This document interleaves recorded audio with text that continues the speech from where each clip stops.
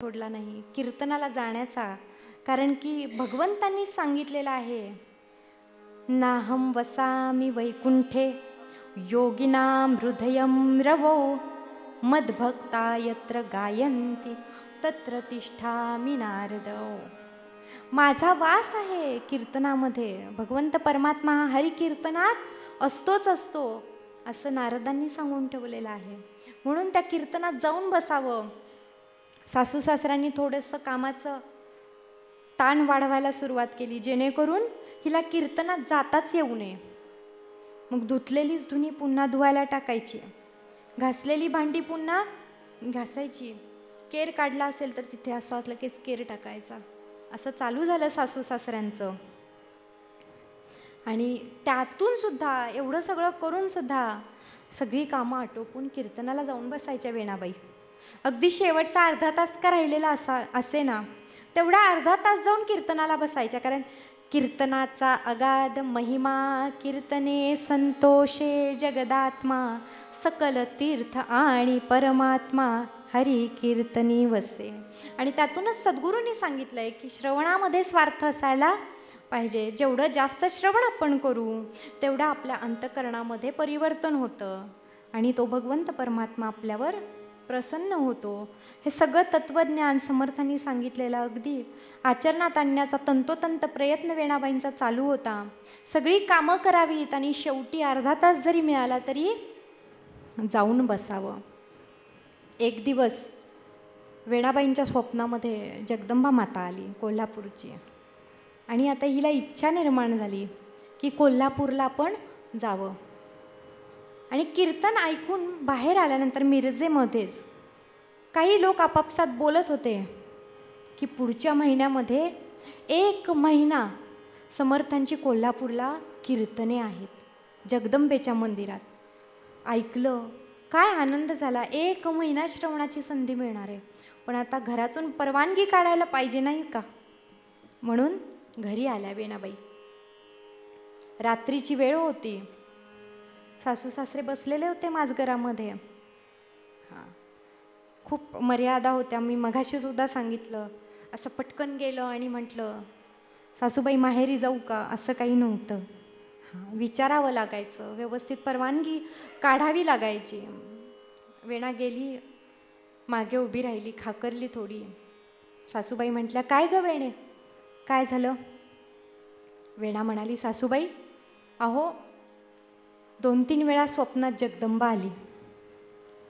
कोल्हापूरला जायची इच्छा आहे आणि समर्थांची महिनाभर कीर्तनसुद्धा आहेत.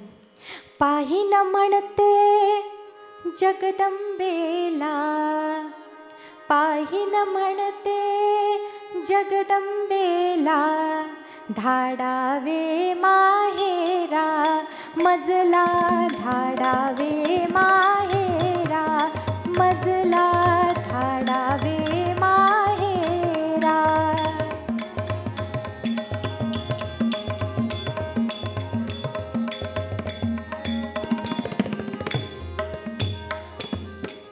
समर्थ सद्गुरु रामदासजी, समर्थ सद्गुरु रामदासजी, निवास त्यांचा शहरा माझी, निवास त्यांचा शहरा माझी, दर्शन होईल खचितची मजला, धाडावे माहेरा मजला, धाडावे माहेरा मजला, धाडावे माहेरा, धाडावे माहेरा. माहेरी जायचं म्हणतेस? नवऱ्याकडे बघितलं सासूबाईंनी. म्हटले, काय म्हणताय, द्यायची का परवानगी? सासरे बुवा म्हणाले, जरा 2 जण आपापसात बोलले, बाजूला पाठवलं वेणेला. जाऊ दे म्हणाले. एकदा का तिकडे गेली ना, हिची कीर्तन प्रवचनाची जी थेर आहेत ना, तिचे आई वडील स्वतःच बघतील स्वतःच्या डोळ्यांनी आणि काय करायचं ते करतील म्हणाले. कसं आहे, सोनाऱ्यांनी कान टोचलेले बरे असतात. जाऊ दे म्हणाले. वेणेला बोलवलं, वेणे ये इकडं. उगीच आपल्या सासूबाईंनी सासऱ्यांना विचारलं परत, काय म्हणताय, देऊ परवानगी? सासरे बुवा म्हणाले, अगं दे ग, तसं पण ह्या घरात तुझीच तर परवानगी लागते. जय जय रघुवीर. दोघं म्हणाले जा. परवानगी दिली जायला, पण विचारलं सुद्धा नाही कशी जाणार आहेस, तुझ्यासोबत कोणी येऊ दे का, सोबत काय काय सामान घेऊन जाणार आहे, काहीही विचारलं नाही. वेणा मात्र आनंदली.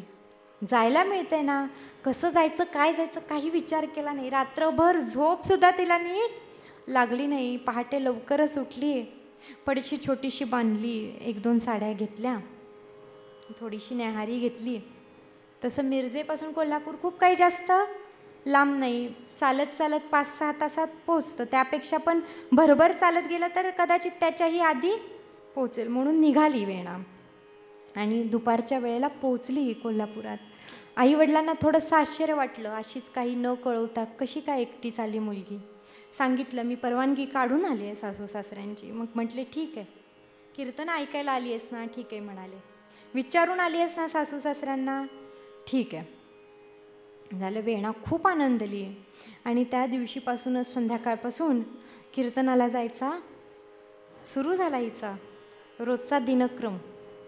रोज जावं, कीर्तनात पुढे बसावं वही पेन्सिल घेऊन आणि ज्या काही शंका असतील त्या समर्थांना सगळ्या विचाराव्यात.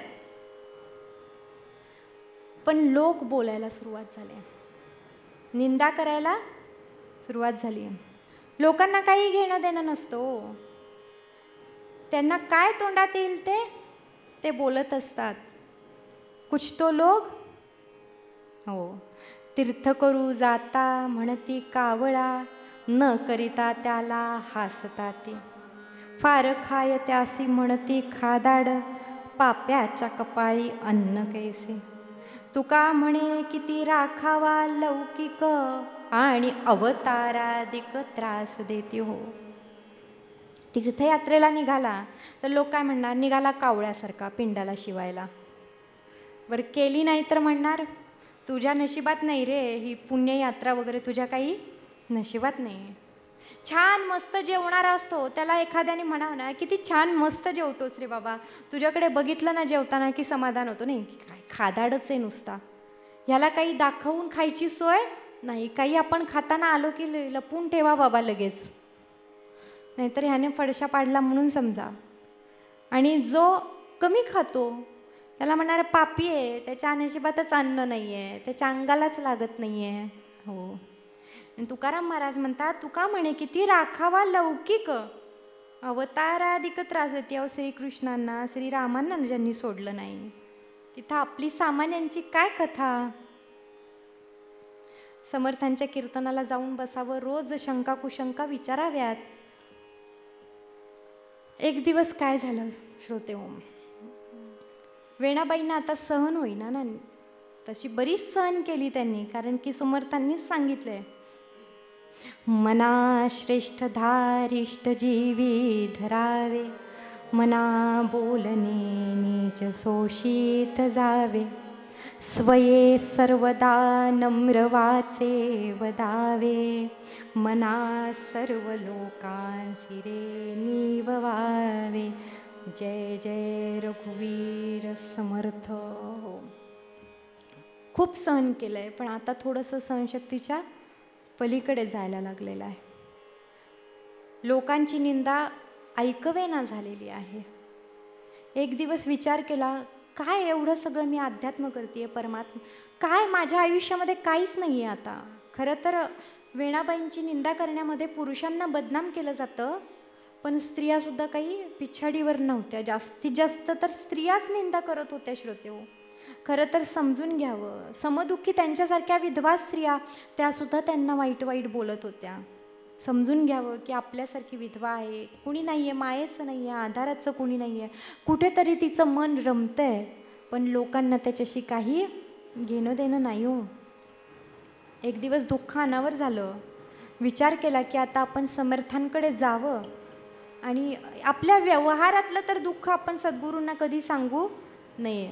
काय सांगावं, आपल्याला इथून कुठेतरी घेऊन जाऊन रामाच्या सेवेत ठेवता येईल का, एवढं तरी आपण पृच्छा करू शकतो ना समर्थांकडे. म्हणून आल्या. कीर्तन झाल्यानंतर समर्थांच्या चरणांवर मस्तक ठेवलं. थोडेसे अश्रूचे थेंब समर्थांच्या पायावर पडले. समर्थांनी ओळखलं हे दुःखाश्रू आहेत, आनंदाश्रू नाही आहेत. दुःखाश्रू गरम असतात. ओळखलं. उठवलं. म्हटले, वेणे काही बोलू नकोस. बघा, खूप काही बोलल्यावर समोरच्याला कळतं असं पण काही नसतं. ज्याचे बंध जुळलेले असतात ना त्याला काही न बोलताच कळतं. ये हृदयीचे ते हृदय. आणि इथं तर इतकं पवित्र असं निर्मळ असं गुरु शिष्याचं नातं होतं. समर्थ म्हटले, वेणे काही बोलू नकोस, कळालंय मला सगळं माहिती आहे म्हणाले. पण तुझ्या या कपाळावरच्या रेषा बघता अजून तुझे काही भोगायचे शिल्लक आहेत हे मला दिसतंय. त्यामुळं वेणे तुझी इच्छा नक्की पूर्ण होईल. तुला जे काही पाहिजे ते नक्की तुला मिळेल. पण थोडी अजून कळ काढ म्हणाले. थोडं असून धैर्य ठेव. तुझे भोग थोडे भोगून संपू दे, मग मी तुला रामसेवेमध्ये नक्की घेऊन जाईन. इतकं शांत वाटलं वेणेला. करी वृत्ती जो संथ तो संत. हो, काहीही न बोलता आपलं सगळं मनोगत मांडून झालेलं आहे. नेमकं त्याच दिवशी गोपोजी पंत तिच्याबरोबर कीर्तनाला आलेले नव्हते. आणि श्रोते हो, हा प्रकार तथाकथित मान्यवरांनी गावातल्या बघितला बरं का. कसं असतं, एकाचे 4 आणि 4चे 8 करून कसं सांगितलं जातं. वेणा तर घरी गेली, पण दुसऱ्या दिवशी सकाळी ह्या सगळ्या मान्यवर ग्रामस्थांनी काय करावं, अंघोळ केली, देवधर्म वगैरे काही केलेला नाही. आणि गोपोजी पंतांच्या सगळेजण घरी आले.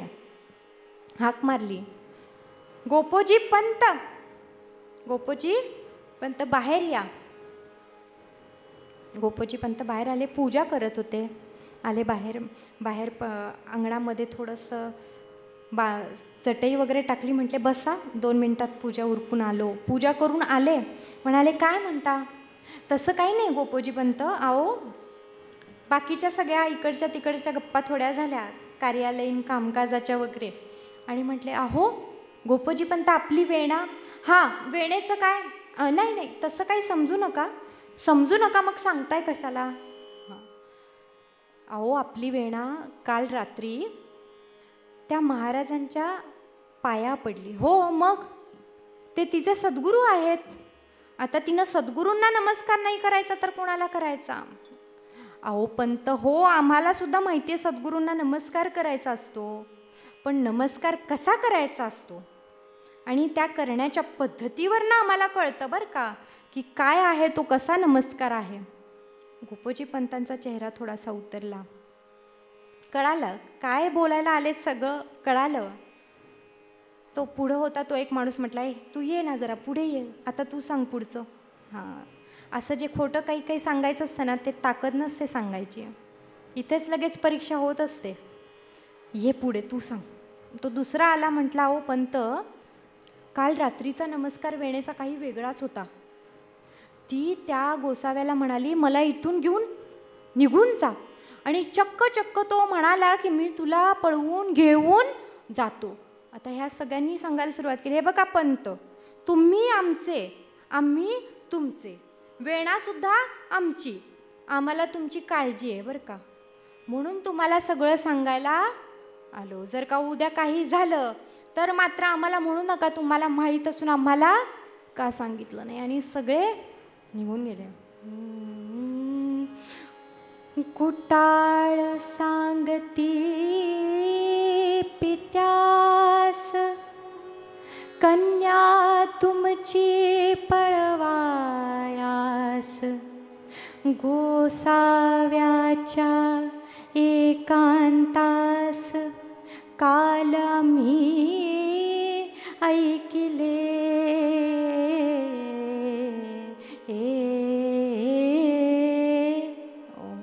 असं काही बाई सांगून गेले. हाक मारली गोपोजी पंतांनी, वेणे बाहेर ये. वेणा कुठे लांब होती का हो. तिथेच दरवाजाच्या पलीकडे तोंडामध्ये पदराचा बोळा कोंबला होता, डोळ्यातून अश्रूंच्या धारा व्हायला लागल्या होत्या. वेणे बाहेर ये. वेणा बाहेर आली. वेणे काय ऐकतोय मी हे? आजपासून तुझा परमार्थ बंद. अध्यात्म, श्रवण, कीर्तन, प्रवचन सगळं बंद. जो काही परमार्थ करायचा आहे ना तो ह्या 4 भिंतीच्या आत बसून कर म्हणाले. इथून पुढे कीर्तनाला जायचं नाही. वेणा रडायला लागली. ओ बाबा काय म्हणताय तुम्ही? अहो ज्यावेळेस हे लोक आपल्या गुरूंची निंदा करत होते, मला वाटलं त्यावेळेस तुम्ही त्या सगळ्यांच्या श्रीमुखात भडकावून द्याल. अहो आपल्या सद्गुरूंची निंदा, आपल्या देवाची निंदा, आपल्या धर्माची निंदा, आपल्या आईवडिलांची निंदा कोणत्याही परिस्थितीत ऐकून घेऊ नाही म्हणाले. आणि कुणाबद्दल बोलतायत हे लोक? कुणाबद्दल बोलतायत? अहो शुका सारिखे पूर्ण वैराग्य ज्याचे, वसिष्ठा परिज्ञान योगेश्वराचे, कवी वाल्मिकी सारिखा मान्यायसा, नमस्कार माझा श्री सद्गुरु रामदासा. जय जय रघुवीर समर्थ. कुणाबद्दल बोलतायत अहो ही लोक?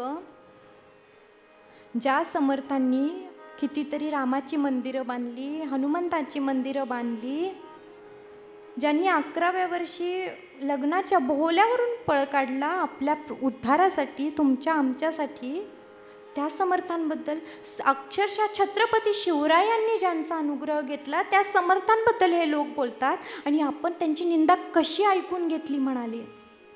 मला वाटलं तुम्ही मगाशीच त्यांच्या कानाखाली लगवून द्याल. वेणे शांत बस म्हणाले. आजपर्यंत एक शब्द उच्चारण्याची ताकद नव्हती तुझ्यात आणि आज तू माझ्याशी वाद घालतेस, मला तत्वज्ञान शिकवतेस. अजिबात बोलू नकोस म्हणाले. तुझा परमार्थ बंद. काय असेल ते घरात बसून, पण निश्चय केलेला होता ना हो, श्रवण चुकवायचं नाही, काही झालं तरी जायचं. या प्रसंगी रचलेला अभंग आहे वेणाबाईंचा. बंद विमोचन राम माझा, बंद विमोचन राम. हो, अजून एक अभंग आहे. राम नामाविण मज कंठेना, कोणी निंदिती कोणी वंदिती, आस मी त्यांची पाहिना, हृदयी धरले सद्गुरु चरणा, वेणेचे जीवन रामची जीवन.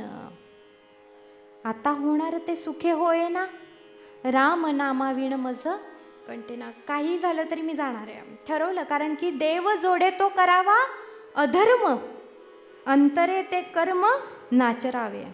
ज्यानं देव जोडला जाणार आहे ना, असा अधर्म केला तरी चालेल, पण ज्यानी तो देव लांब जाणार आहे असं कर्म कुठलंही करू नये. म्हणून आईवडिलांना न जुमानता ही कीर्तनाला जातेच आहे. शेवटी आईवडिलांना पण सहन झालं नाही हो, बुद्धीवरचा ताबा सुटला दोघांच्या सुद्धा.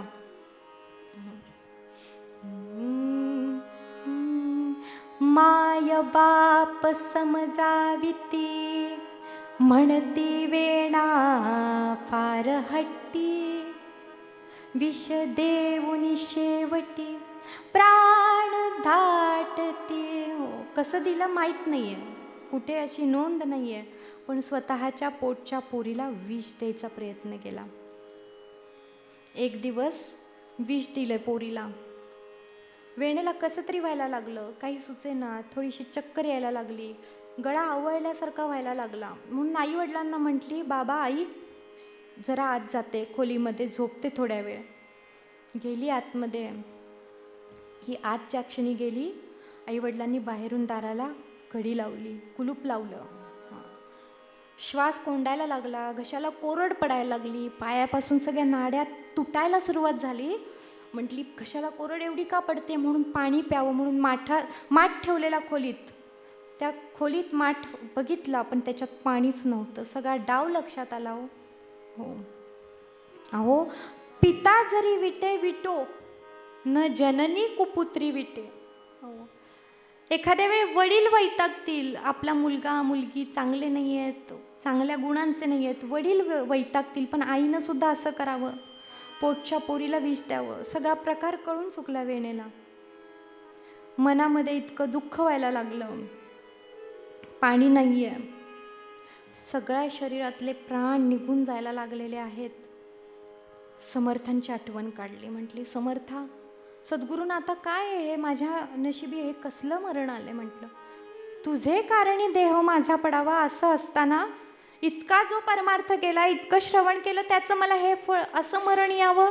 अशा अवस्थेमध्ये माझ्या रामरायापासून, माझ्या सद्गुरूंपासून लांब असताना मला मरण यावं. नाही म्हणाली सद्गुरुनाथा, एकतर माझा परमार्थ तरी खोटा आहे म्हणाली, नाहीतर सिद्धांत तरी खोटा आहे. हे सगळं मनातल्या मनात चाललंय. जीव जात असताना सुद्धा बुद्धी शेवटपर्यंत जात नाही श्रोते हो.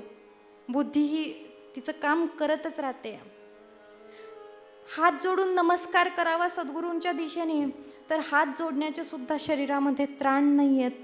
मनोमन नमस्कार केला. म्हणाली हा सिद्धांत खोटा नका ठरवू. जे केलं ते परमार्थासाठी केलं, रामरायाच्या दर्शनासाठी केलं.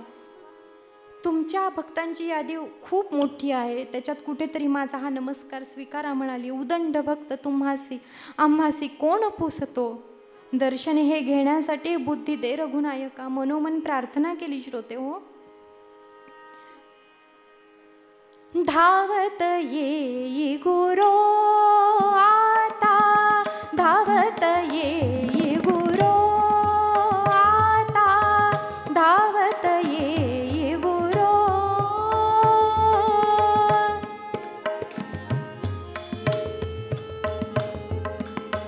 धावत ये गुरो आता, धावत ये गुरो आता, धावत ये गुरो आता.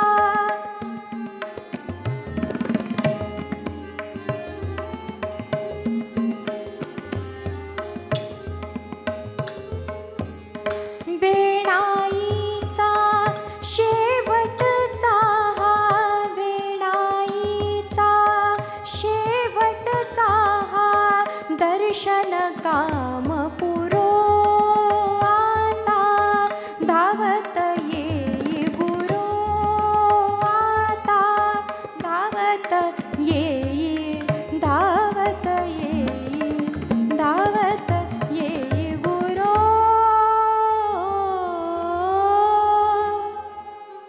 मनोमन नमस्कार केला. आणि ते कुठे लांब आहेत का हो, सर्वधी साक्षीभूतम, जे सगळीकडे आहेत. ब्रह्मानंदम परमसुखदम केवलम ज्ञानमूर्तिम द्वंद्वातीतम गगनसदृशम तत्वमस्यादिलक्ष्यम एकम नित्यम विमलमचलम सर्वधी साक्षीभूतम भावातीतम त्रिगुणरहितम सद्गुरुं तं नमामि. सद्गुरुनाथ महाराज की. आणि त्या खोलीमध्ये कोटी असे सूर्य उगवावे, सूर्य कोटी समप्रभ असं तेज आलं.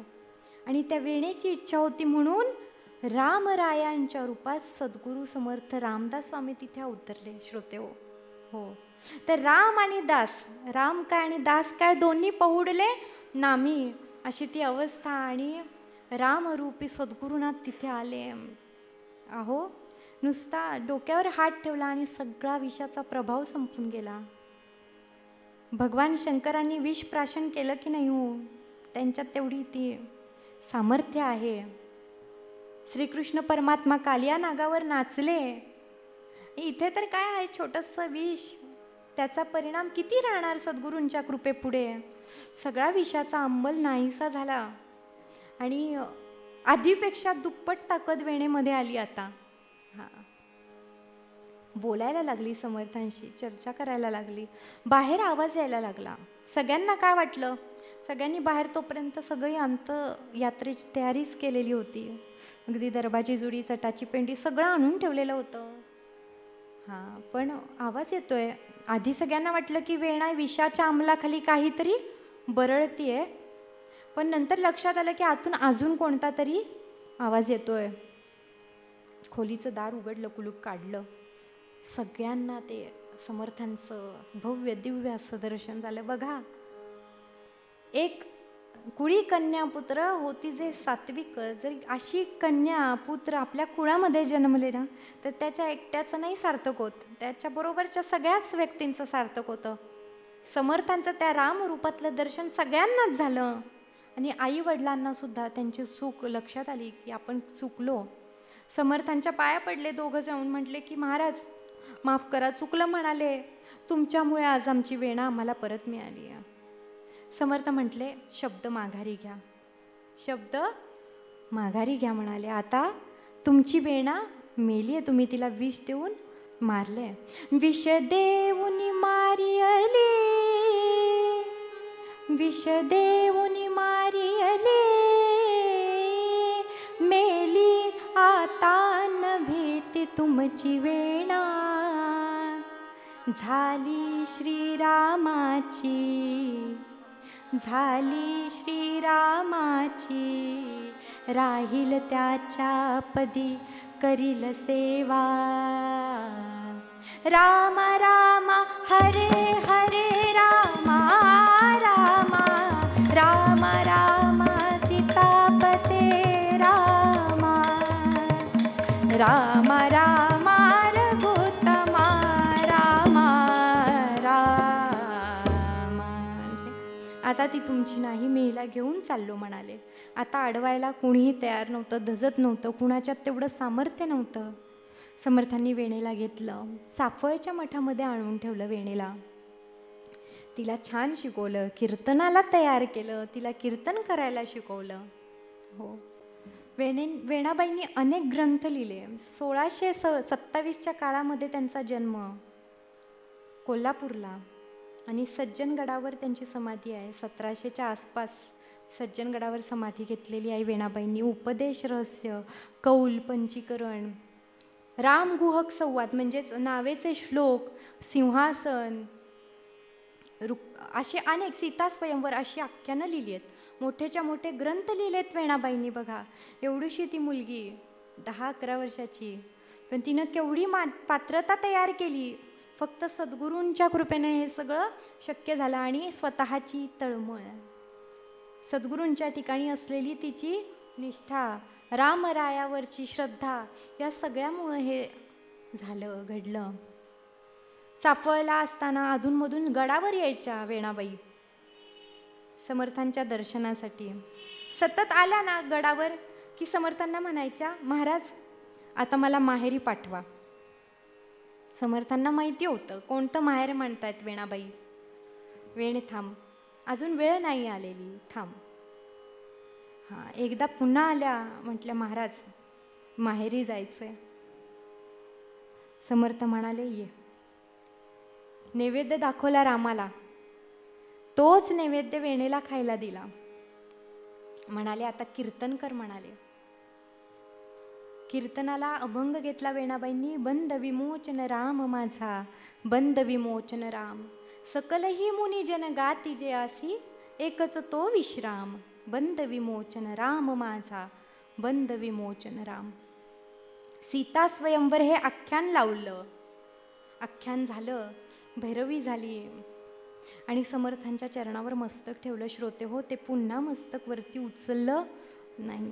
हो, तुझे कारणी देह माझा पडावा हे अतिशय खरोखर करून दाखवलं. अशी ही भक्ती लागते, असं हे सद्गुरूंवरचं प्रेम लागतं, रामरायाबद्दल निष्ठा लागते, तर आपल्या जीवनाचं सार्थक होतं. आणि त्यासाठी म्हणून प्रभू राम कसा आहे ते आपण आधी जाणून घेतलं पाहिजे, आणि ते जाणत असताना त्याचं चिंतन केलं पाहिजे. त्या चिंतनासाठी म्हणून आज हा श्लोक निवडला.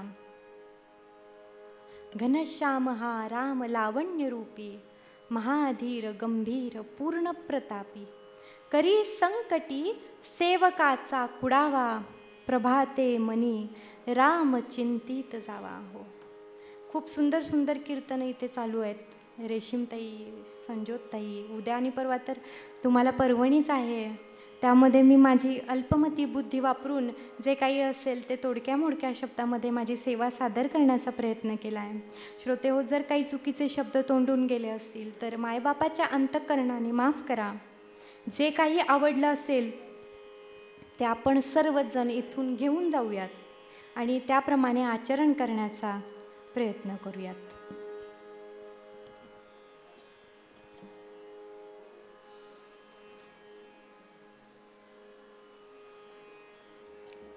सगळ्यांचे आभारी आहे. कुंभार सर, तर पंडित सर, अवचट काका, पारगावकर काकू, सगळ्यांनी खूप छान आम्हाला इथे मदत केलेली आहे. आमची सोय उत्तम केलेली आहे. खरं तर इथे आल्यानंतर असं वाटलं की पुन्हा आता जाऊच नाही, पण जावं लागतं. शिवाय आमचे पाहुणे आहेत इथे कळंबला, क्षीरसागर, संजय क्षीरसागर, ते आणि त्यांच्या पत्नी सुविद्य पत्नीसुद्धा आज इथे आलेल्या आहेत कीर्तनासाठी. आणि तुम्ही बऱ्यापैकी सगळे त्यांना ओळखता. त्यांचंसुद्धा मी मनापासून आभार मानते. आता आपण भैरवी घेऊयात.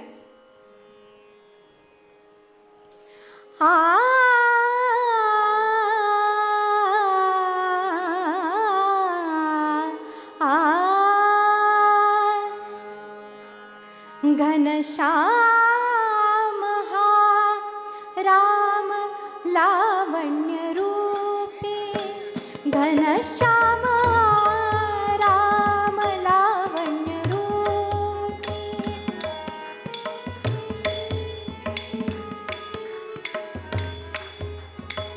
घनश्याम हा राम लावण्य रूपी, महाधीर गंभीर, महाधीर गंभीर, पूर्ण प्रतापी, पूर्ण प्रतापी, पूर्ण प्रतापी, पूर्ण प्रतापी, घनश्याम हा राम लावण्य रूपी, घनश्याम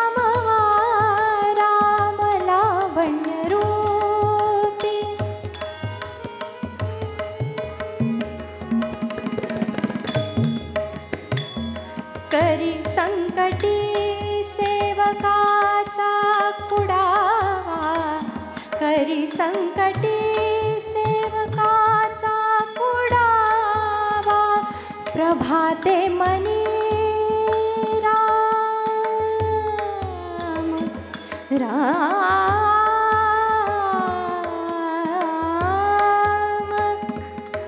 राम चिंतित जावा, राम चिंतित जावा,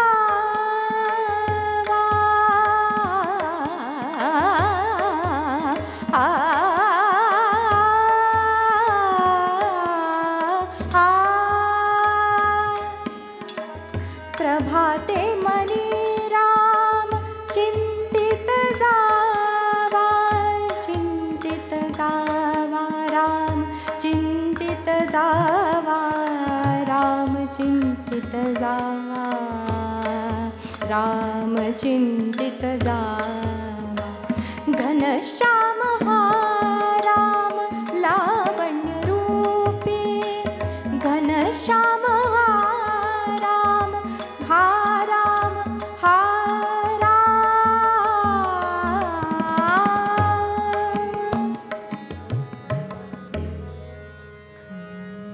हेची दान देगा देवा तुझा विसरण व्हावा, विसरण व्हावा तुझा विसरण, गुण गाईन आवडी हेची माझी सर्व जोडी, माझी सर्व जोडी हेची माझी, न लगे मुक्ती धन संपदा, संत संग देई सदा, संत संग देई सदा, तुका म्हणे गर्भवासी सुखे घालावे आम्हासी, घालावे आम्हासी, सुखे घालावे आम्हासी, हेची माझी सर्व जोडी, माझी सर्व जोडी, माझी सर्व जोडी, हेची माझी सर्व जोडी. पुंडलिक वरदा हरी विठ्ठल, श्री ज्ञानदेव तुकाराम, पंढरीनाथ भगवान की, सियावर रामचंद्र की जय. जय रघुवीर समर्थ, श्रीराम समर्थ, श्रीराम समर्थ.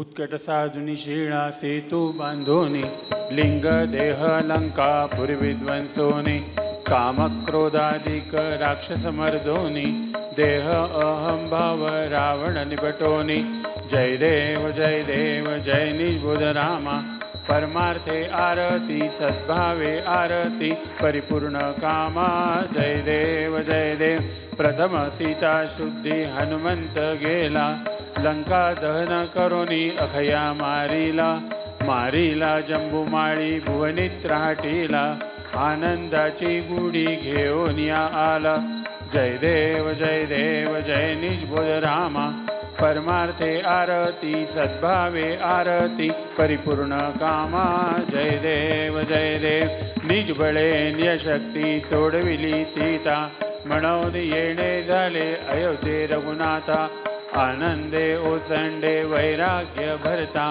आरती घेऊन आली कौसल्या माता जय देव जय निजबुध रामा परमार्थे आरती सद्भावे आरती परिपूर्ण कामा जय देव अनाहत ध्वनी गर्जती अपार 18 पद्मे वानर करते बुबुकार अयोध्येसी आले दशरथ कुमार नगरी होत आहे आनंद थोर जय देव जय निजबुध रामा परमार्थे आरती सद्भावे आरती परिपूर्ण कामा जय देव सहज सिंहासनी राजा रघुवीर सोहम भावे तया पूजा उपचार सदाची आरती वाद्यांचा गजर माधवदासा स्वामी आठवना विसर जय देव जय निजबुध रामा परमार्थे आरती सद्भावे आरती परिपूर्ण कामा जय देव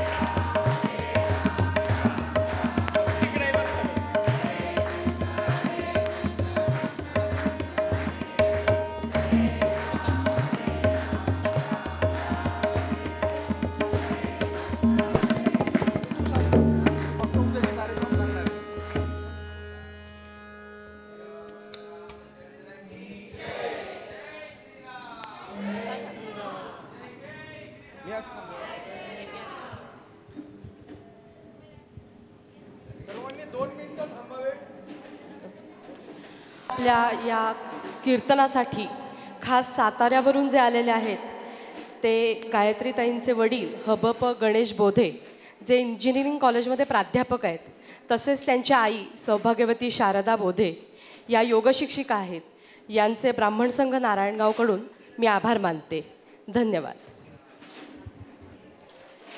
उद्या 16 एप्रिल मगाशी जसं कीर्तनकारताईंनी सांगितलं आपल्याला, उद्या रोहिणीताई परंपरेचं कीर्तन आहे संध्याकाळी ह्याच वेळेला. आज बहुतेक यांचं भाग्य की रामाला असं वाटलं की संत वेण्णा स्वामींचं कीर्तन मंदिरात व्हावं आणि म्हणून तो पाऊस आला आणि ते बाहेरचं कीर्तन आत आलं. कदाचित रामाची पण इच्छा होती त्याच्या समोर एखादं कीर्तन व्हावं. सगळीच कीर्तनं तुम्ही बाहेर करताय आणि ते तसं घडलं. उद्या पुन्हा सगळ्यांची उपस्थिती खूप प्रार्थनीय आहे. सगळेजण या. येताना शेजारी पाजारी जी इतरही मंडळी आहेत त्यांनाही तुम्ही घेऊन या. आणि आज आल्याबद्दल सगळ्यांना पुन्हा एकदा धन्यवाद. जय श्रीराम.